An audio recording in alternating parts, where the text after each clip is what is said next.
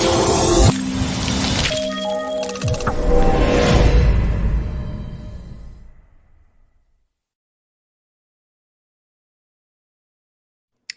evening and welcome to an unscheduled, unscripted, live and direct show from the Caller Cave here.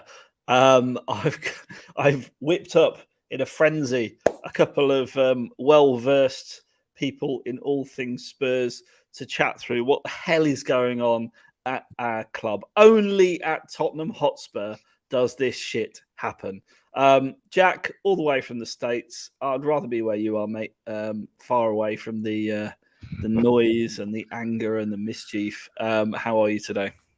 I'm doing great. It's always wonderful to be with you fine folks and the fine people at Cheese Room. I'm happy on a hot North Carolina summer day.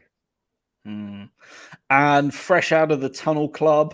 He enjoyed the hospitality. The rumour is he's now on the waiting list for a season ticket. Steve Diver, watch out. How are you, Stuart? You okay? Yeah, I'm good. I pulled my back out yesterday, reached for some toilet rolls, so I've now reached peak, middle age, which is really sad. At 43, which is even worse. So that's, not been great. And then just sort of, I don't know, getting more and more wound up by the situation with Spurs at the minute, which I don't normally get like. So that's quite telling. Also, it's so humid in Bristol tonight, and I don't think that's really helping with my frustration because it is here too. Actually, I had to put. My daughter's got air conditioning in her room. Like we paid for this like warm and unfortunately, I had to rush out of there and come down to be on the air with you guys. But yeah, it's a bit warm. I'm tempted to put one of the Peloton fans on, but they're a bit industrial sized and they might make a bit of a racket. So I'll just sit here and sweat for you. So if I'm sitting and sweating for you, the least you can do is hit the like button and subscribe while you're watching the show.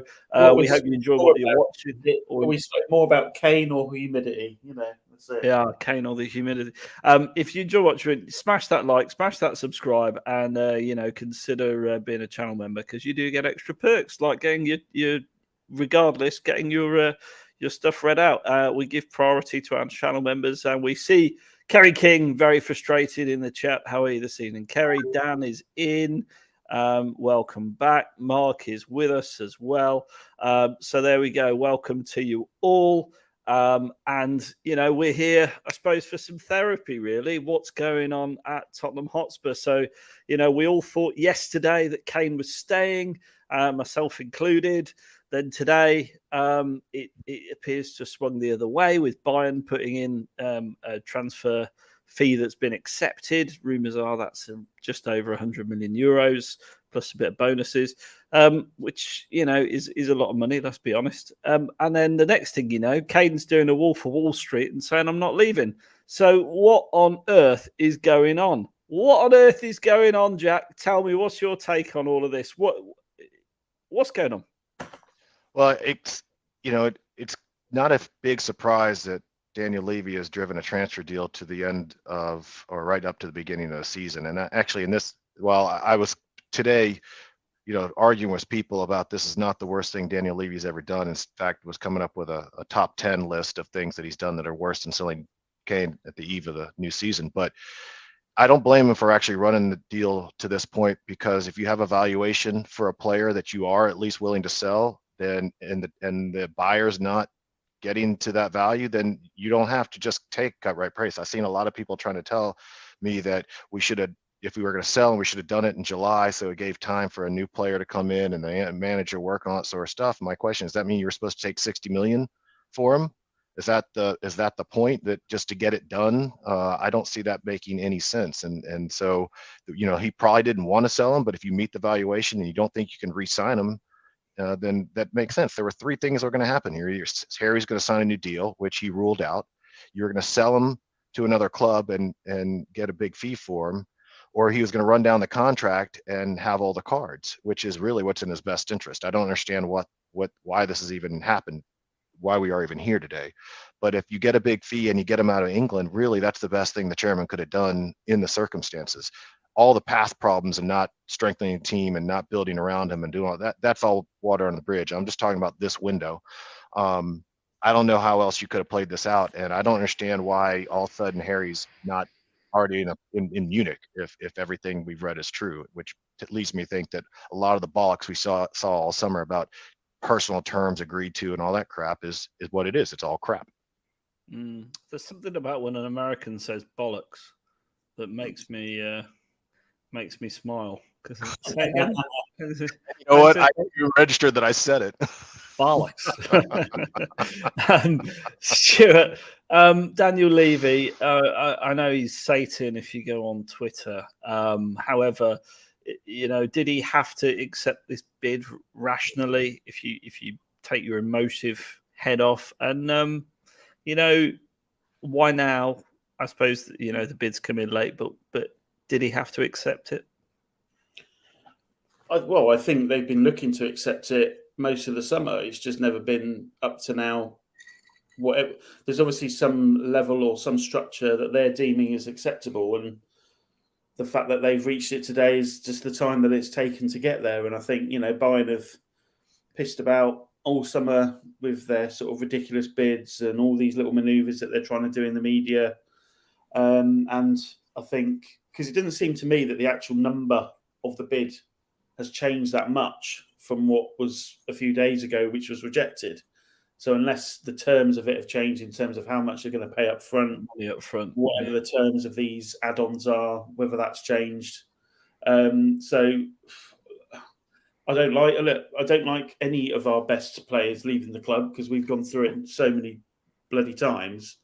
But we're in that situation that no club ever wants to get to, where you've got a star player who's within a year of leaving and there's no upside for the club because you either sell him when you don't really want to sell him for a price you don't really want to sell him for, or you let him go for free, which is even worse because then he has, as Jack said, all the cards are his. We've got zero control over anything not from next summer, but from January, because he could do a deal in January with an international club. So just like I've talked about with you guys today, just like Mbappe at PSG, they're panicking. They're trying to get him sold because they don't want to let that asset go for free. These guys know what they're doing. So, unfortunately, I think that's where Kane is wavering a little bit in that there's probably a little bit of him, whether it's 5%, 10%, knowing that once he commits into this buying deal, that if it's a 5-year deal, as they've talked about, he won't be able to move easily next summer. Because what fee are they going to be looking for at that point when he's got 5 years on his deal? 150, 200 million? No one's paying Bayern that when there's so many other players on the market. So I think that could be where there's a little bit of wavering, but I don't really see what choice we've got. It's Daniel Levy loses either way, and whether you can say he deserves that or not doesn't matter. That's the situation. Whichever scenario we go down, he potentially loses. So that's where we're at. Can't help that. Yeah, it's an interesting one.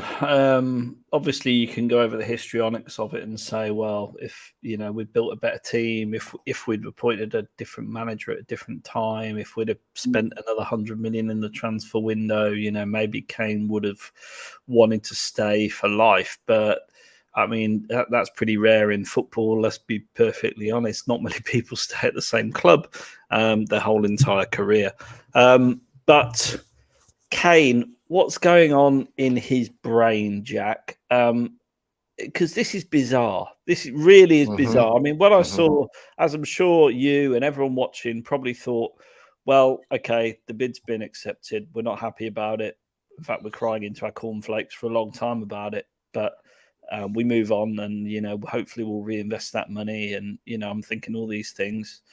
And then it doesn't happen because we hear, and how true it is or not, we don't know, but all the major news reporters are saying the same thing, that Kane's wavering and thinking of staying at Spurs. He's minded to stay at Spurs as the official Sky Sports line. I've never known this happen with a transfer before, I don't think. And it would only be Spurs, wouldn't it? It only happens at Spurs. We are terrible for people's mental health.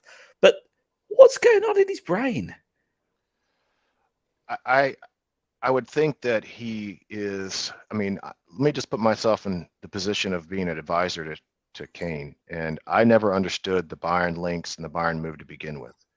I mean, whether we like it or not, I mean, I realize he's not Mbappe or other players who actually might employ brand consultants and advisors and stuff. He does still have a brand that he has to be mindful of, and I never understood disappearing to Germany in the hopes that you might win a CL trophy and possibly cost yourself the all-time Premier League goal scoring record, and not getting to the point where you basically can walk on a Bozeman and do whatever you want. It never made any sense to me. I don't understand, why he was considering going to Germany. It never made any sense.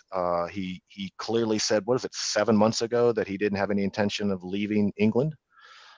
So I'm not sure why there would have been a reversal to begin with. The only thing I can think of is that it's really almost magnanimous of him to say, okay, well, I'm not going to re-sign for Tottenham, but I love the club enough to get you a fee, and I'll go off to Germany and won't go play for a rival. But that doesn't make any sense. I mean, career advice is, run the contract down and see where you are. And now all your options. I mean, you can walk to Real Madrid. You can go where you want. You could go to another PL club. I mean, I just don't ever understood why I can understand why he's waffling, but I don't understand why it got to this point. That's the confusing part for me, is why we're even at this point.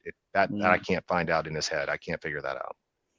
Do you think? Do you think that this is true? First of all, Stuart, do you think he is just thinking, "Oh shit, it's goodbye to Spurs, hello to Munich," and he's having a whole crisis about this thing, or is it just a load of bullshit? And really, it's around payment terms, or it's around his contract, or something that's fairly, it's not going to stop him going. I do think that if he was purely really, really sort of money driven, he would have really sort of pushed to go when Man City were in for him. I really genuinely think that if that was his focus, was that. Who, Kane? Yeah.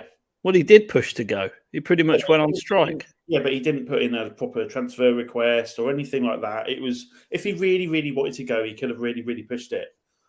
But I think at this point where it's this close, because it never really got close with Man City, because they never got anywhere close to putting in the right fee or anything like that.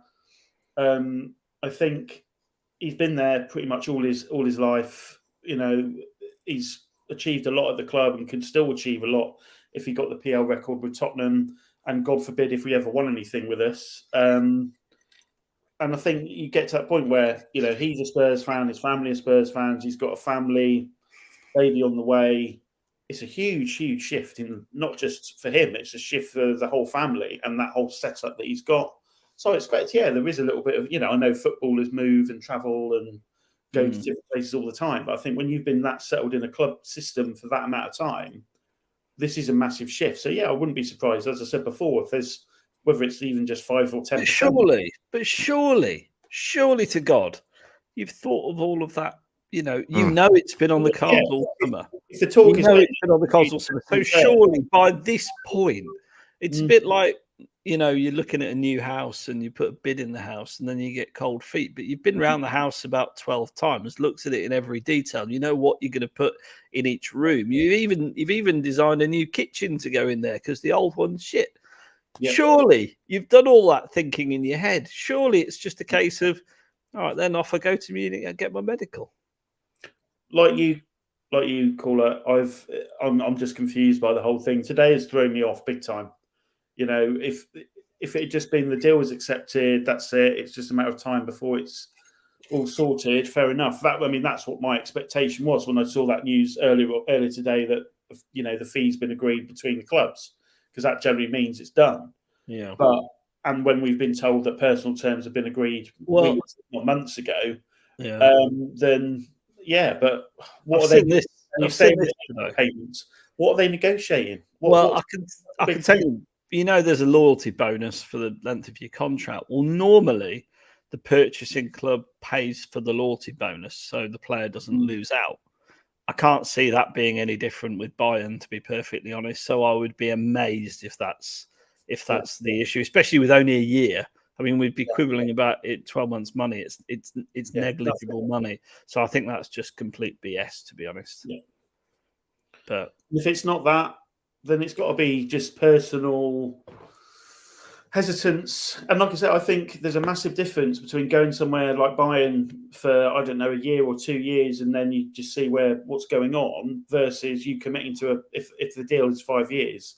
That is a hell of a commitment into Germany. Like you say, you are then tied into the club. Someone's got to come and buy you if you were going to leave that club. And there are so many strikers on the scene. There's going to be a lot of movement again next summer, because if Haaland has another blowout season here, then he'll probably want to move on. So there'll be people trying to get him all over Europe. Haaland's got Real Madrid written all over him at some point. Mbappe will be and there's a clause in his contract that says he can go. So, at some point he will make that move, I'm sure. Yeah.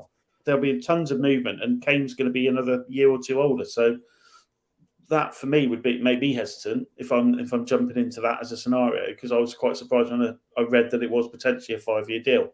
How true that is, don't know. But it's weird. It's just weird. We're all of us, on our chat, all over Twitter, people are just trying to figure it out. And because, as usual, there's no comment from the club. There's no comment from. Well, they're not going to comment, are they? I mean, people. I've seen a few people, and I mean, big accounts on Twitter saying there should be a statement from the club. They're in active negotiations. Don't be so stupid. Daft. Like, no one is doing that. No one is doing that. No professional big sports entertainment company. And that's what it is. Twitter does. Twitter is great at filling a vacuum. Well, they just talk bollocks, but these are people who should know better. Worked up because no one knows it. These are people these are accounts. These are supposed people that know football. They should know better.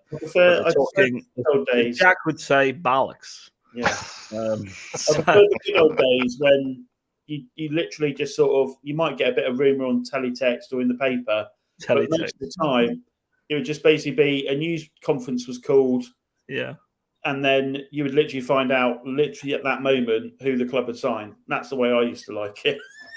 Yeah. When is the presser scheduled for tomorrow? I'm not sure, but I'm pretty sure that the brief will be you're allowed one question about Kane. I'm waiting for the announcement that says we've canceled the press conference because of lack of interest. Yeah. How disruptive is this, Jack? I mean, we're not far away from the opening fixture, are we? Let's be honest. 48 hours. How disruptive is this to the team's preparations, as in the team and Ange and Yeah.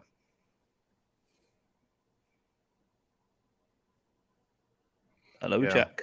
I mean, I've seen a lot on this all over social media that this is a disaster and this is going to destroy morale, and the players and the coaching and the club staff are all going to be demoralized and the season's lost. I think that sentiment is a vast overreaction and emotional one that really doesn't take into consideration the professionalism that players generally at this level have, most of them anyway. And there are going to be some players in the team if Kane goes who are going to relish the opportunity to become the man. I mean, in other words, Kane has dominated this team for so long for good reason, but there's going to now be a void to fill if he goes. And there's some players who are going to really want to step up and fill that role. And so I think that everything I've seen from this coach is that he's been prepared for Kane to leave since he got there. I can't imagine that wasn't a major contingency plan. He knows what his formation is. Now, I'm not sure about, I'm seeing the stuff, nothing confirmed about Richie needing surgery. That put that one on the side for a moment, but I think that it's less disruptive than people think. These are professionals. They know how this works. They understand that there's a business side to the sport and that people need to do what's in their best interest. I'm sure they're annoyed, that it's at this point and dragged on, but I don't see some huge lasting effect. I think that's overdone. Yourself, Craig? Craig's not here. Stuart, Craig, Tunnel Club posse. I've said this before. I think if there was any coach that we could have had in when this happened, Ange is the best one to have. One, because of the system that he plays, isn't reliant on one particular striker. It's a very fluid attacking system. So, we're less reliant on individuals. It's more of a team structure. And then just his philosophy, his mental approach to the game, where he would just deal with it. If Kane goes, he'll deal with it. If Kane stays, he'll deal with it. And that's the attitude that he has, and he's been really calm about any conversation he's had about Kane potentially going. So I think if we had Conte at this point, that he'd be having a full-on meltdown. He'd be going back to Italy for more surgery. But I think with Ange, he's not, no one wants to lose a quality player out of their team, but I'm very confident that Ange will handle it and the team will handle it. We might, again, hit a few bumps on the road because I think we're going to do that anyway early doors this season while we finish structuring the team, because we've still got a few weeks until the end of the actual transfer window. And, this team isn't fully fit yet. We've seen that. And they've just got to get used to the new system. So there's a lot of stuff that I think would have hindered us, regardless of Kane being there or not. But if Kane isn't there, we'll move on. We'll always move on. I mean, we all said this when Bell left, that it was going to be the end of the team and all this kind of stuff. And we had a bit of a bumpy time afterwards, but it didn't go too badly. We're not going to get relegated, which is some of the ridiculousness that I have seen. And I think that we're only talking, and most of Twitter and other socials were talking about a few weeks ago, well, Kane doesn't really fit into an Ange system. Well, of course he does. He's a world-class striker. He fits into any system you want to put him in. But I suppose the point is you could get someone who fits the system better. And absolutely, we've got a couple of strikers at the club already that aren't too bad at all. So I suppose I'm saying I think it's done, by the way. I think Kane will go. I do think, I'm really sad about it. But I think we have to be positive and move forward, because if you want to fall into a well of, despair about Harry leaving, you will start saying ridiculous things like Spurs are going to finish mid-table, etc., etc. I think we're better than one player, and the club has been there for a very long time and is bigger than any one player. The thing is, Kane was going to go at some point anyway, so I suppose it's almost better to take the medicine and bite the bullet and move on now with 100 million quid in your pocket to spend on players, rather than letting him go for free, which is what looks like. But just staying on Kane for 1 minute, and then we'll come to life after Kane. I know no one wants to, but we're better talk about it briefly. What about this this rumor that there's unknown clubs that have? It's all very Machiavellian. That unknown clubs that have given Kane a better offer, one from Europe, one from Britain, and basically that's the reason why he's reneging on Bayern Munich.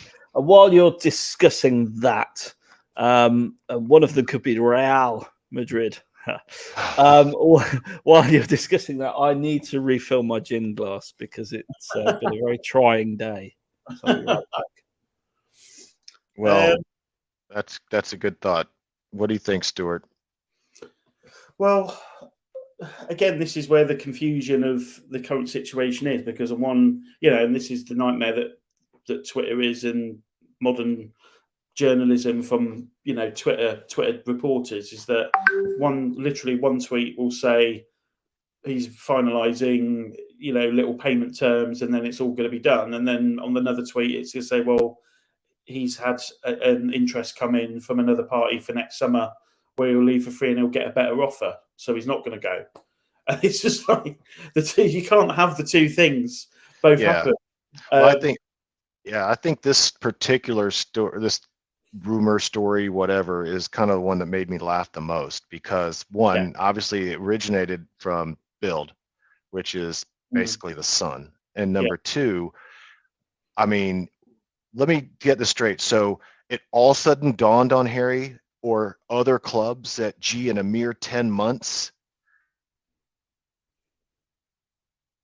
that they could offer him the world because there's no transfer fee? I mean, that's the whole point. That's the most ridiculous thing I've ever heard. So it's just all of a sudden the boardroom of Chelsea or Man United, Real Madrid or whatever woke up and say, wait a minute, I got it. If we just wait 10 months, hey, send a note to Charlie Kane, by the way, and say, hey, we'll pay you $500 a week and a $40 million signing bonus, £40 million signing bonus. I mean, that's crazy. Of course, that's the point. It's always been there. And that's the reason why, if he's waffling, he's starting to think, well, I thought I could go to Germany, but now, I having second thoughts, or Mrs. Kane said, I don't want to go to Germany or whatever. I mean, I'm making that up, but I'm just saying that it's laughable that all of a sudden there's a realization among clubs and Kane that, in 12 or 10 months, I can go anywhere I want and I can probably get a boatload of money. I mean, it just seems like, if anything, that's Bild has been good about, they're the ones who trashed Harry's ability in the box and can't do link up play and all that sort of stuff, trying to provide the cover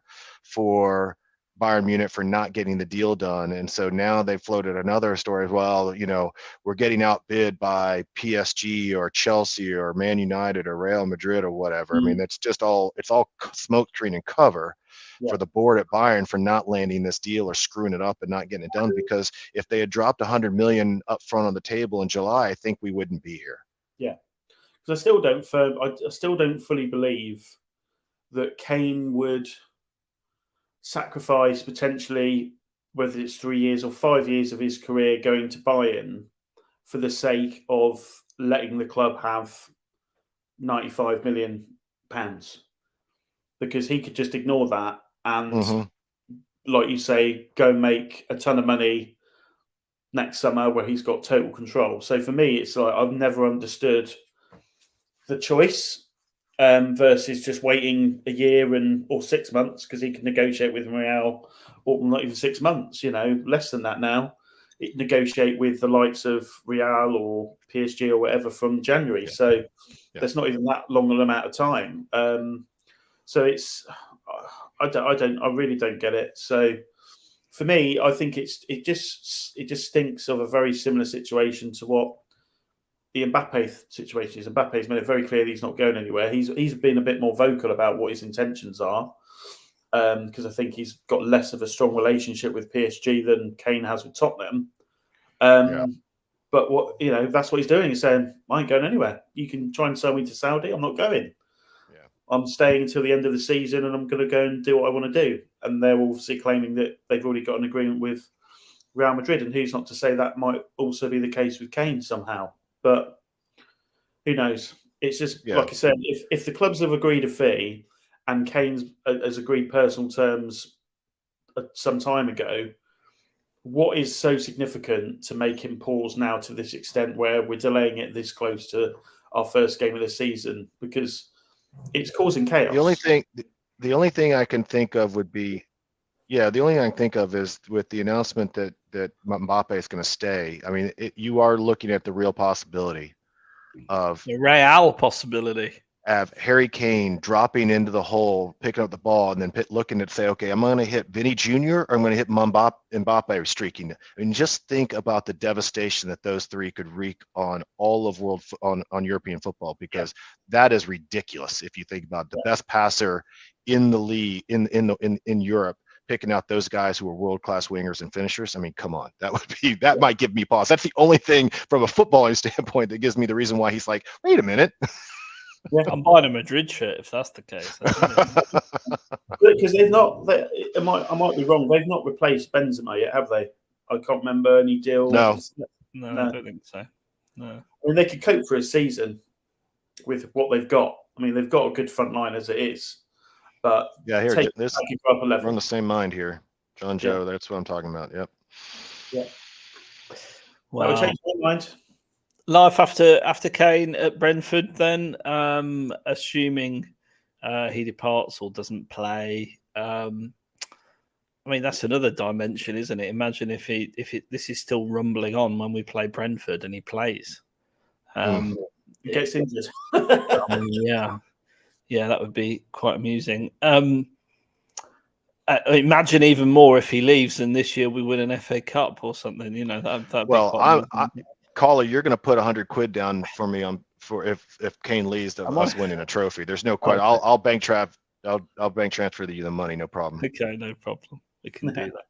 There must be a special somewhere. Right. So who leads the line, Stuart? I see rumours, and hence there are rumours that Richarlison is injured. I think the funny thing is about this, and I'm probably going to get slated for saying it, but I don't care. We took a strong first team Barcelona team apart the other night without Kane anywhere near the team, with a second string team, probably our worst defensive line against a team like that, and we held our own until our defence literally couldn't run anymore, or Dyer just ran less than he already Poor does. Dyer. But so for me, the opportunities are there. Like if you stuck Son in the middle, if Rishi's injured, and have Perisic on the wing, and Kulusevski or Solomon on the other side, in that system, I don't see why that's a problem until you get someone else in. And then Veliz is there. Yes, he's very young and he's raw. He knows where the goal is, so if you have to rely on him for a couple of weeks while the transfer window rumbles on, fair enough. We do have, like, the funny thing is that in this system, our attack is probably the most well-stocked area without Kane. So for me, that's not a massive concern. Yeah, we'll probably want to bring someone in, whether that's a Gift Orban or whether that's someone that's more in the frame of Kane, with that Taremi. Like when you look at his stats and how he plays, I can understand why that link is there, because he does have a very similar sort of playing style to Kane sometimes, where he drops a bit deeper and feeds the ball through.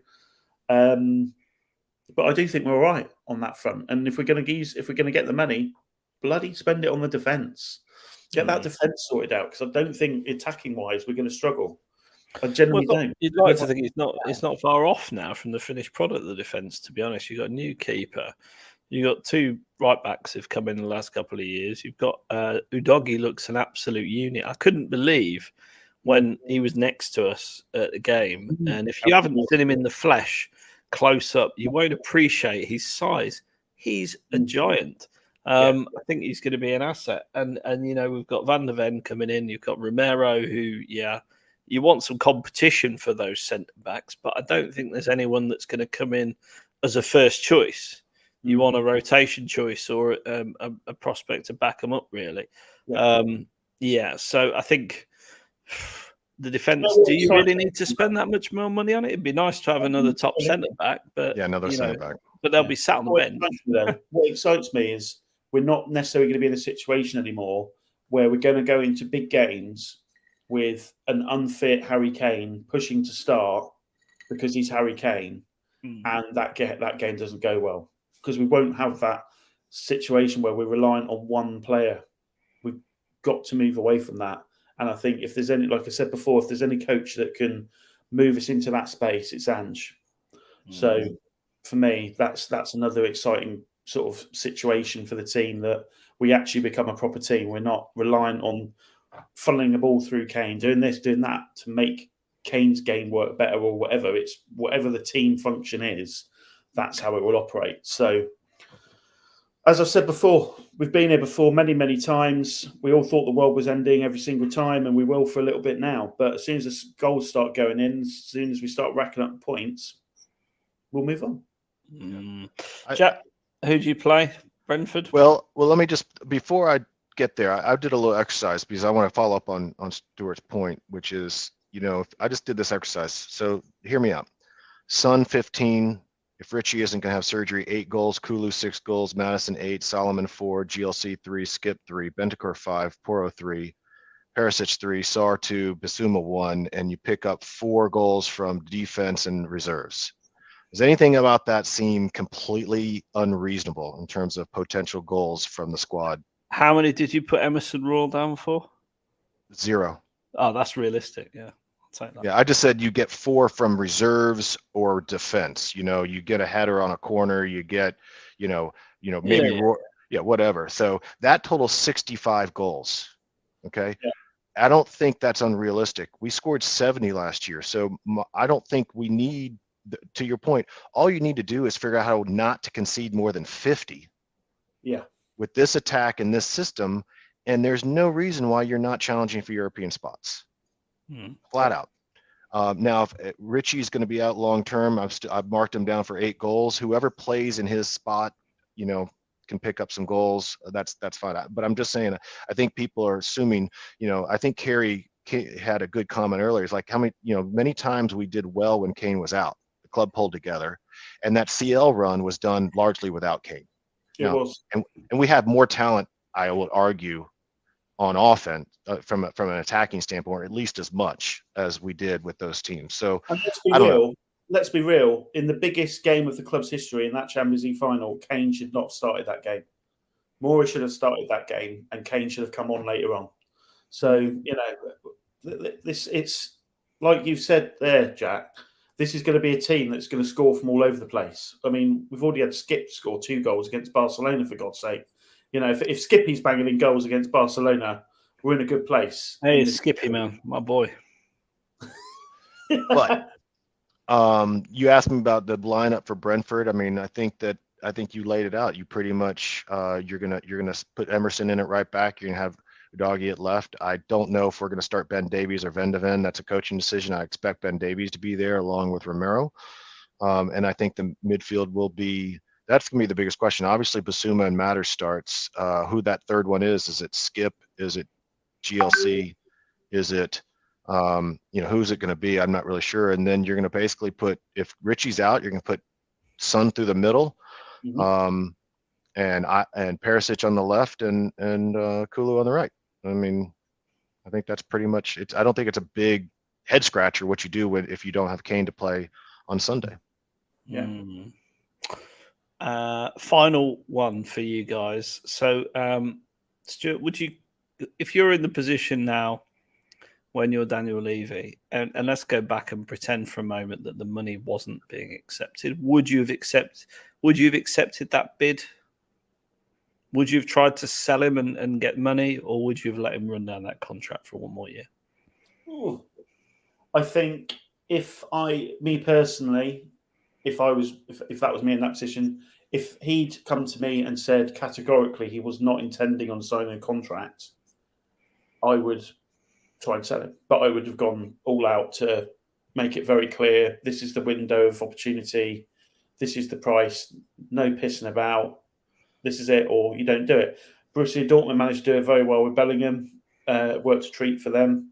We've just never done it like that because it's just not the way Levy operates. But for me, if you know Kane's not going to commit, yeah, you just go for it and try and get money for the club because it's he's not. It's for the benefit of the club longer term. Because like we said, we're going to leave. Kane's going to leave at some point. He's not going to be here forever. So you do it at the best opportunity you can, and potentially this was the best opportunity this summer.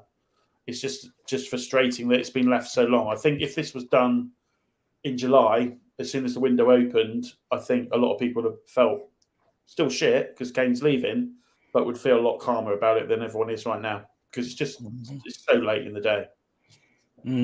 Chap, same question to you.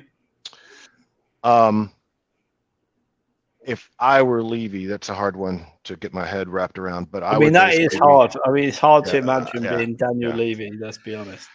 But what I would hope I would do is look at my club and see that I'm generating an enormous amount of revenue, and I can probably afford to let him take the risk and run it down. But therefore would go to my coach and say, all right, what do you want? You want Kane for 1 year, or you want 100 million to spend? You tell me what you want, and that's what I'll do.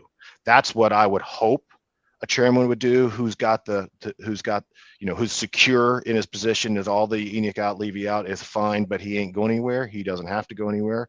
So I would say, and he's clearly impervious to public scrutiny and that sort of stuff. So I would absolutely hope that he would go to Ange and say 100 million or Kane, which is it? And back my manager with that decision. Well, Ange would say 100 million, I think, to be honest. Genuinely, I've always said if you're not committed, and that means you're not signing an extension, you're out. So if Kane does stay, he knows that Kane isn't committed to the cause longer term. So this is the issue. This is the worry that I have: is the friction that then causes if he does stay, because he's gone in the summer, and it just keeps the whole circus rambling on for another 12 months. So that's the other thing that I think will become a massive problem, because it just disrupts the way Ange wants to operate. Well, look, thanks for watching tonight. Do subscribe, like, share this video. We're going to be back tomorrow night at 9 p.m, if not before, depending on what breaking news occurs. There's nothing at the moment, I can tell you, because I've been watching Sky Sports on the big screen in the background for the evening, and literally nothing has happened. They've still got the headline that Kane is likely to stay at Spurs, which is just bizarre. But this is Tottenham Hotspur. They're the only club in the world that can do this to a fan. So all I would say is come back tomorrow night, 9 p.m. Make sure you click the notification while you're subscribing so you get notifications when we go live.